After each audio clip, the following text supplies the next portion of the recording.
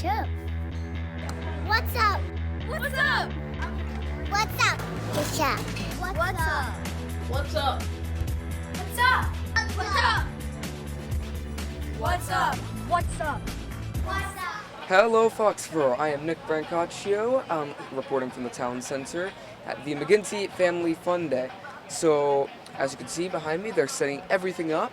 All the proceeds from all the raffles that you can see here will be going towards benefiting the McGinty Scholarship Foundation. So, come on down if you'd like. There's also a sock drive going on, and if you have any warm socks, then just send them over. It's all going to people who need it.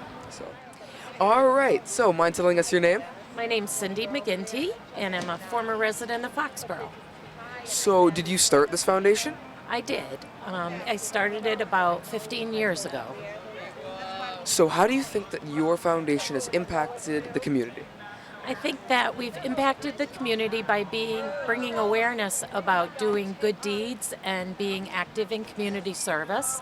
And also, my husband Mike died on 9/11, and I wanted to find a way to pay back all the kindness that was shown to us over the years. So we started this Family Fun Day here, and we raise money for scholarships, and we award them to rising high school seniors who are active in community service so that they can go to college.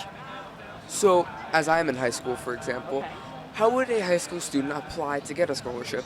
Okay, well, when you're a senior in high school, you go to the guidance office or you watch for the scholarship applications to come out around January, February.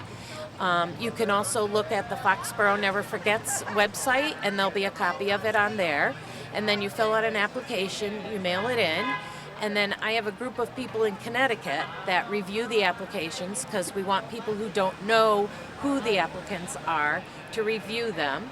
And it's based on community service. So if you're active in community service, you fill out an application, you submit an essay and a reference along with a copy of your high school transcript. And then we choose one male and one female recipient, and it's a $2,500 scholarship. So, who are some of the notable sponsors of this event? Well, we have lots of them. The Rotary is here, the Lions Club is here. Dave Reed, he sponsors one of our bouncy houses. The Patriots Foundation gave us a $2,000 grant to help sponsor some of the different activities. We have caricature artists, we have face painters, so Partners in Patriotism gave us a grant. We get many people who donate a lot of the raffle gifts you see here, so that helps us to keep the costs down. It's $5 for each person to get in with a limit of $20 a family, and then you don't pay for anything when you get in here except raffle tickets. So, going off of that, I know that the Foxborough Discretionary Fund is currently doing a sock drive. Yes. How do you feel about that? I think that's another wonderful way to pay it forward and do a good deed today. So come on down, bring a pair of socks, a couple pairs of socks, and we'll donate them to the Foxborough Discretionary Fund. So, have there been any notable scholarship winners recently? Well, every year we give a scholarship to a couple of a male and a female, and they've gone on to do some wonderful things. We have a few scholarship winners who have gone on, and we've been doing it so long now. One of them is married, living in Vermont, and is a volunteer firefighter. We have another one who is, she is a development director for a suicide prevention organization. We have a few others who have gone on to do some wonderful things in their communities. So we try to pick people who will, in the future, be doing active deeds in their communities. So that's who we look for, somebody who we think will, even though now they're in high school, they'll be active in their communities in the years to come. So this is a little bit different from what I'm about to ask. It's a little bit different from the scholarships. So do you think that events like these honor those who have died on 9/11? I do. If you look in Massachusetts, you'll find many of the families who lost someone on September 11th who go on to do wonderful things. Tomorrow, on Sunday, there's a road race in Abington, the Jeff Coombs Road Race, and Christy Coombs raises money and gives out all kinds of grants to help people. There's a golf tournament later in a month in September for another person, Diane Cochran, in honor of her husband who died on 9/11, and she also helps people. So I think that it's kind of our way as a community to pay forward all the kindness that has been shown to us. Well, thank you very much for your interview. I really appreciate it. Have a wonderful day. You too. All right, Foxborough. So, tell me your name, please. My name is Tricia Ketchum. All right, so what brought you to this event here today? So I started helping at this event probably 10 or 15 years ago. Actually, this is the 15th year, so it was probably 12 years ago. Cindy, who is a friend, lost her husband in 9/11, and they set up this great day for families because Mike was all about family. And it just felt like a really good way to give back to the community and to help Cindy, kind of remember Mike and what was important to him. So, how did 9/11 impact you and your family? So personally, I had I've known of a few people who are impacted, but my brother, who lives in Connecticut, was actually scheduled to be in the North Tower on the 100th floor at Aon Corporation, yet his wife was scheduled to have a C-section, so he took that day off to watch his daughter be born. So his daughter was born on September 11th, 2001, and had she not been born, he would have been in the tower. So we kind of thank God every day that he wasn't. So my family story is a happy one, whereas others probably not so happy. So, another question. For this event and all that, how do you feel that it's progressed recently? I think the attendance has gone way up. I think the fact that we can really advertise that we're giving local scholarships to Foxborough students, whether you're going to a Zavarian or the charter school or Foxborough High School, it's a way for them to recognize that the community cares about them. We also try to get people more involved and try to help and realize that a day of service is really important. So I think that, the message throughout the day is a really good one, and it's really all about giving back to the community. So, for my last question, what do you do here at this event? What's your role? Yep. So the first year I was in charge of arts and crafts, and then little by little it morphed into being the head of logistics. So my job is to make sure that the setup, the common, is laid out so that we can accommodate all the people who come and volunteer, ordering tables and chairs, making sure the vendors are recognized. So I'm sort of the one that gets here early in the morning to get everybody set up in the right place. And then we kind of tear it all down at the end of the day. All right. So, mind telling us what your name is? My name is Lisa Jolliker. So, what is your involvement with this event? So I met Cindy McGinty before 9/11, and then after 9/11 happened, of course, we all came together to support the family. About 2 years later, Cindy wanted to give back to the community in the form of a family fun day tied to education, and I'm a teacher, and I was eager to get involved. So since then, I've been involved with organizing with raffles, solicitations, people who want to donate or get involved, looking for creative ways to expand into the community. That's been my involvement for the last 15 events. So, as the events have progressed, how do you think that the amount of people who have shown an interest in the event has increased?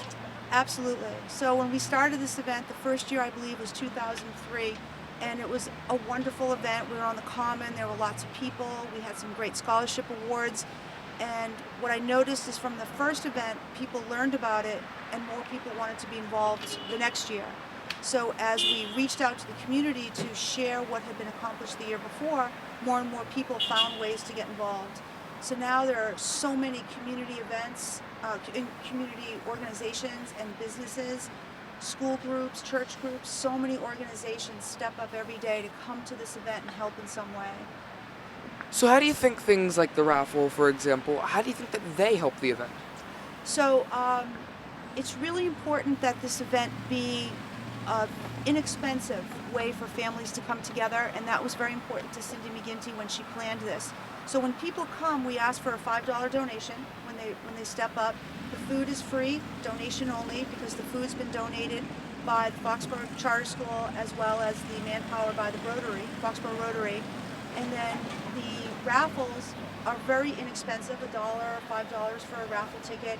And it allows families to come and enjoy the music, the food, the bouncy house, face painting, Sparky, the firemen, all sorts of great kid activities inexpensively. So the raffles do help us to fund the scholarship. So, as a teacher, how do you think that events like these, which bring scholarships and all that, how do you think that they really affects people? So I think it's really important to remember that scholarships have a purpose and they help students advance their educational opportunities. But what we recognize, what we celebrate, is the student's commitment to service. So while a student could be an unbelievable academic success in school, sometimes the other things are overlooked that a student brings to the table. How much they may be involved in helping the community, how much they volunteer. So this is an opportunity for students to be recognized for those kind of accomplishments, to actually be able to say, hey, you spent 20 hours, helping this charity. Well, we noticed. And that's why this scholarship is important. It's important to me as a teacher. Do you think that more fundraisers for scholarships like these should be hosted on a basis of community service?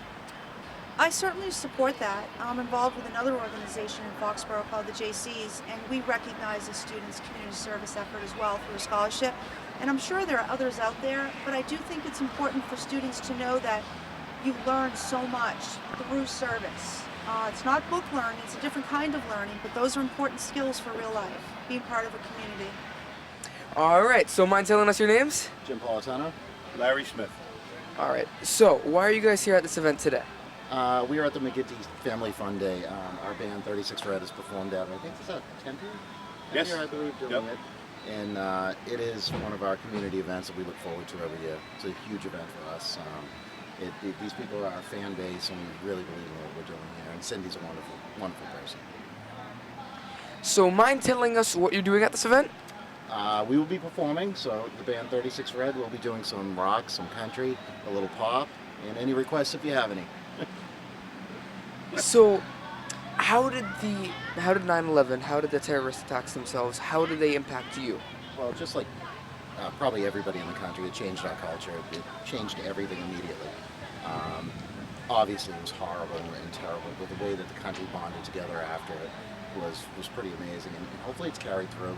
An event like this going on for so long as it has really is a testament to how much people have stuck together. How do you feel about the scholarship that is being provided to the high school students who apply for it? It's great. It's a wonderful, wonderful thing. It's a great way to spend the money in our community. We do a couple of these things a year. We like to keep them as local as possible. We're both from Foxborough, so we want to keep it as close to our community as possible. So this is a big one. Right. So going off of community, how do you think events like these impact our community? They're great. I wish we could do more. I really wish there were more of these. It takes a lot of work. It takes a lot of people to get on the same page and be able to coordinate something like this. This one's a little bit easier now because it's been going so long, so it's almost runs itself. But for the most part, more people need to step up. That's what it comes down to. All right. So mind telling us your name? Chris Mitchell. So why are you here at this event? I've been part of this event for all 15 years. Good friends with Cindy McGinty, so her and I and a host of other committee members put this on every single year to honor her husband, Mike. So I see you're wearing a Foxborough Never Forgets shirt. Do you mind telling us a little bit about it? Yeah. Back in 2009, on September 11th, my wife and I were noticing that Foxborough was starting to forget about that tragic day. So we kind of brainstormed a little bit, and we ended up doing some community service around that day. And we started the nonprofit Foxborough Never Forgets to raise money to build the public safety memorial that honors all of the first responders at Ground Zero and the other 2 locations that the tragedies happened at. So do you mind telling us your role in the town and in this event? In this event, I kind of am one of the workers, one of the committee members. I help Cindy, MC it and stuff. For the town, I'm currently on the Board of Selectmen in the town. And I think this stuff like this really brings the town together to not only remember the tragedies that happened that day, but also to remember the good that happened after that day on September 12th and 13th, back in 2001. Everybody came together to help people, just like, people came together to help Cindy through her times of grief. It was just, it was the good stuff that came out of it. My current occupation, I work for a nonprofit that builds homes for severely injured veterans that went over to Iraq and Afghanistan and fought after September 11th. So I have kind of deep ties to September 11th. So going off of that, how did September 11th impact you?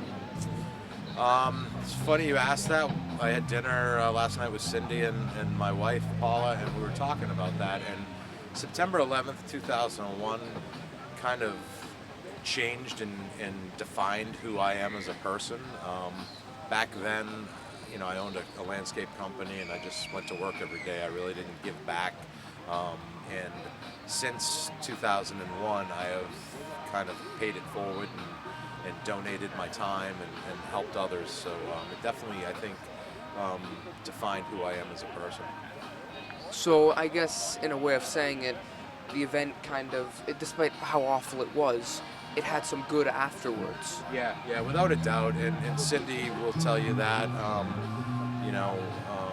There's definitely good that came out of it. It was a tragic day, but like I said, the days after, everybody coming together. I'll never forget going to church the next morning. It was a Wednesday morning at 9 o'clock Mass at St. Mary's, and the church was full. People lining up to give blood. Every single house you saw had an American flag flying in front of it. It definitely brought the country together, which was nice. All right, so mind telling us your name? I'm Mark Logan. So what is your role here at this event? So I am on the planning committee, and I work with Cindy and Chris and a lot of other great folks here in Foxborough to put on a great family day. So as a member of the planning committee, what is your job? So the job is really to meet throughout the year and make sure that we review what had happened in previous years at the events, making sure that we're strengthening what worked well and really making sure that we're putting on a great event for families. And that includes organizing the day, getting vendors to come and support and set up. It's getting donations for our raffle baskets and the food that we cook on site here, and really just making sure that everything is set to have a great day for families. So how many donations did we receive this year? So we have, for food, we have about 600 hamburgers, about 800 hot dogs. We have, I think, about 40 cases of Gatorade and water and lots of chips and Doritos and all that stuff too. So do you think that interest in the town has gone up about this event recently? So it seems like this is an event that people look forward to every fall. People are back to school, and it's a great, kind of tradition once kids are back in school and families are back in their structure to have a beautiful Saturday like it is today, to come out and be together as a community, and yes, continue to have great turnout every year. So as this event does, of course, provide a scholarship, but it also honors those who fell in 9/11. So how did 9/11 impact you? So it's everybody has their story. Those of us who remember that day quite clearly, and what I've tried to do inspired by Cindy McGinty. I run the charter school here in town, and we have 1,700 students on our campus. And what we do, almost all of them have not, we're not born on 9/11, so we every year make sure that we put on an amazing ceremony at our school. We've developed a curriculum that all of our students learn about with a lot of activities and historical events and a focus on service and giving back. And then on September 11th every year, we have about 2,500 people show up at our school for a ceremony and to kick off our service and leadership projects and to really commemorate the day, remember those lives that were lost, honor the families and the survivors, and also give thanks to the first responders who sacrificed everything they had in service to themselves and to others. So that's what we try to do, and that's what it means to me. And this event today, the McGinty Family Fun Day, and working with Foxborough Never Forgets, some great initiatives that we can all come together as a family. What was your initial reaction when you heard about 9/11? Well, I remember seeing it on the television. I just went through a variety of emotions. I knew something wasn't right. I anticipated it was a very negative situation, and really wasn't sure, but it really was. It was shock, it was sadness, it was anger. Those emotions lasted for a long time, and to this day is very impactful to me. And while I continue to be saddened at what happened, I also was really impressed with our country at the time and how we really came together and put aside partisan bickering and debate and came together as one community, one nation.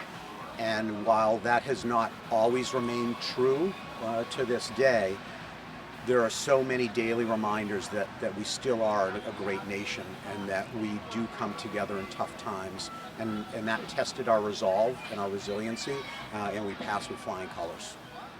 So tell us your names. Joe DiGirolamo. Ron Rowley and Dick Davis. So tell us a little bit about your organization. Well, the Lions Club, we participate in all events like this, and mainly it's an eye research program that we are heavily involved in. Yes, we donate to the Foxborough Lions, to the high school with the kids for scholarships. We have a bottle drive once or twice a year for each individual teams in the school, and move on with that. We also have a golf tournament once a year, which is a big fundraiser for us for that. And we give eye research. That's Lions International all over the world. Lions clubs are all over the world, in every free country in the world. So, mind telling us a little bit about why you guys are here today? Well, it's because it's a McGinty fund benefit for the McGinty family, and it's just a reminder that the things that can happen to us, you have your life going fine, and then 9/11 was a horrible, horrible experience. It's for the McGinty family, and we just try to improve things more and more, and like Joe just said, you never know what can happen. I repeat all of that. Yeah. I happen to have known them before that happened, so it's really special for me. So, if you don't mind me asking, how did 9/11 impact you all? It makes you think an awful lot. I mean, there isn't a day that goes by that we don't think of something that isn't right. But this is probably one of the most horrific things that have happened in the country. Serving 4 years in the Air Force, when you do see something like this happen, it really does hit you and makes you really think twice. That was very scary for me when it happened, and it affected me for a long time. And there's still a lot of people there that are still suffering and hurt, firefighters, policemen. So it was awful. Right. So, despite the fact that it was an awful event, do you think that events like these, that it's now 15 years, for this event at least, how do you all think that this event really, do you think that it really brings people together again? I do. I think it proves that we serve and we want to help wherever there is need. It does help, and each year it gets better and better, and as you'll see, the crowd gets larger and larger each year. Yeah, I think it's a great event, and it's something that us, Lions Club, other service clubs definitely involved in. Well, thank you all very much for your interview. So, what are your names? Callum Weston. Jason Pope. Liam Woods. Noah Duffy. Charlie Woods. So, why are you guys all here today? For the family fun day. To have fun. To help other kids have fun. To have fun. Yeah, they invited us to help out with the opening ceremony. We'll walk in the flag and we'll help them say the pledge, and just kick off the day. So, as Boy Scouts, what are you guys really doing here? Like, what is your mission here? Our mission is to help other kids have fun and make the family fun day as fun as possible. Set up the rubber band guns and let people have fun. To help them have fun by playing with rubber band guns. To help people have fun and to have fun myself. Yeah, I really appreciate all these guys' answers. Yeah, in Cub Scouts, we're trying to teach them about like civic values and helping out a lot. And so you can see like they all kind of feel that here. But they're definitely going to have some fun, but they're also like learning how to help other people at the same time. So as you are their instructor, how do you think events like these really help the Boy Scouts out? Well, so actually, so these guys are Cub Scouts, and the Boy Scouts, those are the older boys, but they were here this morning setting up tables and everything. Well, these guys are going to help run our rubber band gun. So it's great that there's events like this and there's opportunities for us to help the community. So do you guys think that your presence here really does help the community out? Yes. Yes. Yes. Yeah, definitely. Yeah. So, well then have a great day everybody. Thanks so much for being interviewed, I should say. Thank you! Have a good one. So how are you enjoying this event, Sparky? Alright, it's another good question for a Sparky dog. Oh, how do you like dog treats? Good too? And is your favorite type of dog food Blue Buffalo? Alright then, there we go. So tell us your name. My name is Pauline Hegler. And tell us a little bit about your organization. Golden Opportunities for Independence is a service dog program based out of Walpole. We provide people with a disability a service dog to help them become more independent, and we also provide community resource dogs for communities to bring them together and bridge the school departments, the police department, the senior centers all together and bring everyone together. So tell us a little bit about like how a service dog is trained. Our service dogs go through our training program, which is we have 5 basic core behaviors that we train. Sit down, watch me, leave it, come. We have 3 levels, the lure, the reward, and the intermittent reinforcement phase. And then we have 3 variables that we mix up every once in a while. First week of the month is always distraction, teach them something new, make it a little bit harder for them what they do know. Week 2 is duration, make them do it for a little bit longer period of time. And then week 3 is distance. Can they sit down from over there when I say sit, or is it just do I have to be right here on top of the dog to get them to sit? So we go through that and just keep on mixing things up for them. So why, this is just kind of a personal question for me, why can't you pet a service dog? Service dogs are working dogs, so similar to a dog in a airport, they're focused on what they have to do. Any distraction takes them away from that. And so our dogs are assistance dogs for seizures, diabetes, even if you don't see the disability that they're working for. If you distract them during an event, you could actually risk the handler's life by distracting the dog and taking him away from his work. So that's the primary reason. So for my last question, what's the puppy's name? This is Fenway. Oh, he looks like a very good boy. Yeah. All right, thank you very much for your interview. Have a great day. I'll bring you my plier. All right. Thank you. Thank you. All right, Foxborough, that was the event thus far. We aren't going to be able to say the entire event, sadly. However, I think we can all agree that it was a really good event. Lots of wonderful people, lots of wonderful stories. And of course, despite the fact that this event is based on a very, very sad, a very, very tragic day in American history, I think we can all agree that it's brought our country together a little bit, and events like these continue to do so. Have a great day, Foxborough. I'm Nick Brancaccio for Foxborough Youth Productions.